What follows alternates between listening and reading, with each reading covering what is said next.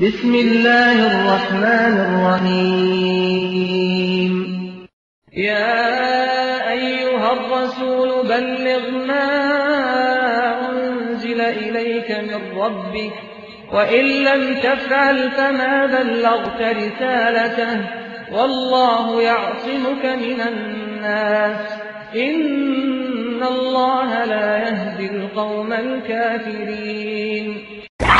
Saint کی ایک کرسی لینے کے لیے ہمیں اللہ مشکل کشا کی آوازیں کو بھلا کر نعرہ حیدری یا علی کی صدا کو برداشت کرنا پڑے گا. اور یہ دھرتی جہاں پر دربار لسوڑی شاہ، پھسوڑی شاہ، ایٹ شاہ، کاما والی سرکار کے نہیں تھے، جہاں زید بن خطاب کا خطبہ تھا. دستار کے ہر تار کی تحقیق ہے لازم، دستار کے ہر تار کی تحقیق ہے لازم، ہر صاحب دستار معزز نہیں ہوتا. یا ایھا النبی، اے غیب کی خبر سنانے والے،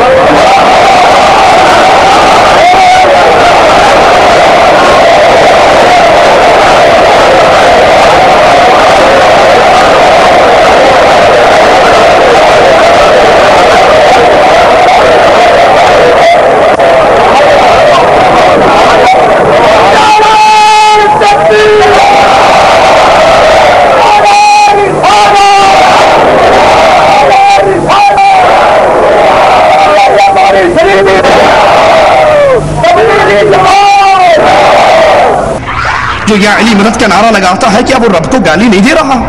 جو یا رسول اللہ مدد کی صدائیں بلند کرتا ہے کیا وہ رب کا دشمن نہیں ہے؟ علیہ وسلم.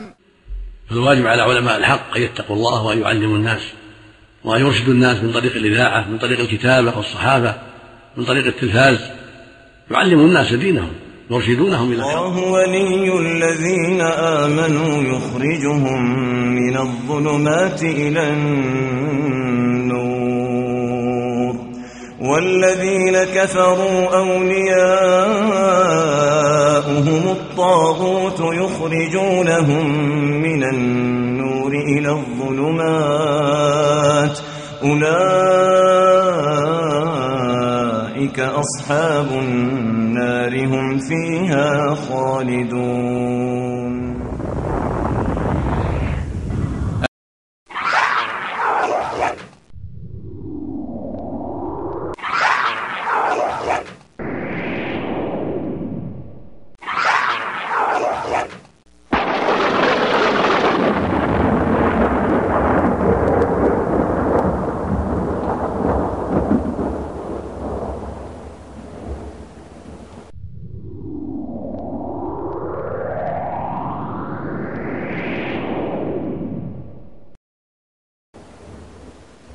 ہم آج کی نشست کو آگے بڑھاتے ہوئے دوسری تقریر کی جانب اپنا رخ کرتے ہیں.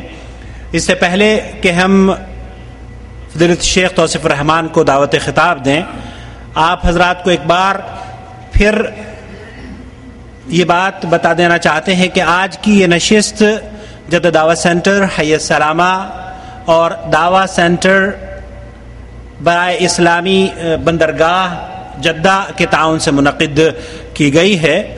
اللہ رب العالمین سے ان اداروں کے لیے اور ان اداروں کے ذمہ داران کے لیے اور علماء کرام کے لیے خاص طور پر رمضان المبارک میں آپ تمام سے درخواست ہے کہ دعا کیا کریں، جن کی وجہ سے یہ مجلسیں منعقد ہو رہی ہیں اور ہم لوگ دین کا علم سیکھ رہے ہیں.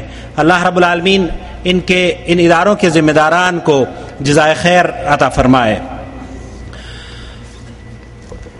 اللہ رب العالمین نے قرآن کریم میں ارشاد فرمایا ہے قل جاء الحق وزهق الباطل ان الباطل كان زهوقا. حضرات گزشتہ درس میں اسی مسجد سے ایک آواز حق بلند ہوئی اور اللہ کے فضل و کرم سے گمراہی کے دبیز پردوں کو چیرتی ہوئی چلی گئی، کیونکہ ہمارا مقصد حق کی آواز کو بلند کرتے ہوئے ان حقائق سے آپ کو متعارف کرانا ہے جن کے اوپر گرد و غبار ایسے مبلغین نے ڈال دیا ہے جو اس دنیا میں امام معصوم کے درجے پر فائز ہو چکے ہیں. ان کی زبان سے نکلا ہوا ہر لفظ حق سمجھا جانے لگا ہے، جبکہ حق اللہ کی کتاب اور اس کے پیارے رسول صلی اللہ علیہ وسلم کی سنت ہے۔ ہماری دعوت قرآن و سنت کی دعوت ہے۔ کتاب و سنت کی فکر کو تعویل فاسد اور تقلید عامہ جیسی چیزوں سے پاک رکھنا ہماری جد و جہد ہے۔ ہم کسی شخص پر تنقید نہیں کرتے، البتہ یہ بھی ضروری ہے کہ قرآن و سنت کی بالادستی کے لیے اس اسلوب کو اخذ کرتے ہیں، اس اسلوب کو اپنائیں جو ہمارے اسلاف نے کیا ہے۔ حضرت امام ابن تیمیہ رحمۃ اللہ علیہ نے مجموعۃ الفتاوی میں نقل کیا ہے، محمد ابن بندار السباق رحمۃ اللہ علیہ نے فرمایا کہ میں نے امام احمد ابن حنبل رحمۃ اللہ علیہ سے کہا کہ کسی کو ضعیف یا کذاب کہتے ہوئے میں اپنے اوپر ناگواری محسوس کرتا ہوں، تو امام احمد ابن حنبل رحمۃ اللہ علیہ نے فرمایا اگر تم چپ رہے اور میں چپ رہا تو جاہل کو صحیح اور غلط کے بارے میں کون بتلائے گا؟ اور بقول شاعر، دستار کے ہر تار کی تحقیق ہے لازم، دستار کے ہر تار کی تحقیق ہے لازم، ہر صاحب دستار معزز نہیں ہوتا۔ اللہ ہمارے علماء اکرام کی حفاظت فرمائے اور توفیق سے نوازتا رہے تاکہ وہ اس کے دین کی صحیح نشر و اشاعت کرتے رہیں۔ ہماری مجلس کے اگلے خطیب ہیں فضیلت شیخ توصیف الرحمان، اور آپ کا عنوان ہے تبلیغ دین اور گمراہ مبلغین۔ فلیتفضل فضیلت الشیخ۔ ان الحمد للہ نحمده ونصلي على رسوله الكريم۔ اعوذ باللہ من الشیطان الرجیم، بسم اللہ الرحمن الرحیم۔ یا ایہا الرسول بلغ ما انزل الیک من ربک وإن لم تفعل فما بلغت رسالته۔ اللہ عز و جل نے تمام کائنات کو پیدا فرمایا ہے، انسانوں اور جنوں کا خالق بھی اللہ ہے۔ اس دنیا میں آنے کا مقصد اللہ عز و جل بیان فرماتا ہے، وما خلقت الجن والانس، میں نے جنات کو پیدا کیا، میں نے انسانوں کو پیدا کیا، الا لیعبدون، اپنی عبادت کے لیے۔ اللہ کی عبادت کا طریقہ کار وہ مبہم نہیں ہے، بلکہ مالک عز و جل نے اپنے انبیاء کو اتارا جنہوں نے عبادت کے طریقے بیان فرمائے۔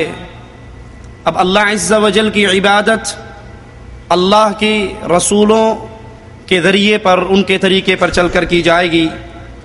مالک اسی مقصد کو ایک اور مقام پہ بیان فرماتا ہے، الذی خلق الموت والحیات لیبلوکم ایکم احسن عملا، میں نے یہ موت و حیات کا یہ سسٹم، یہ نظام اس لیے بنایا ہے تاکہ یہ دیکھوں تم میں بہترین عمل کون کرتا ہے۔ انسان انبیاء سے آزاد ہو کر ہدایت کے اوپر عمل نہیں کر سکتا، کیونکہ اللہ کی ہدایت انبیاء پر آتی ہے اور انبیاء اپنی امتوں کو سکھاتے ہیں، جسے قرآن حکیم ان الفاظ میں بیان کرتا ہے، فَإِمَّا يَأْتِيَنَّكُم مِّنِّي هُدًى فَمَن تَبِعَ هُدَايَ فَلَا خَوْفٌ عَلَيْهِمْ وَلَا هُمْ يَحْزَنُونَ، تم پر میری طرف سے ہدایت